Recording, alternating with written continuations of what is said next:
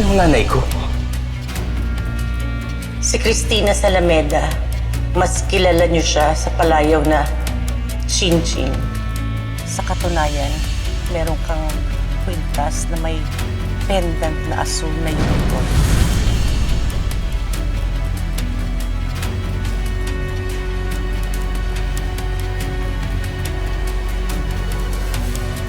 Hindi po akin yan.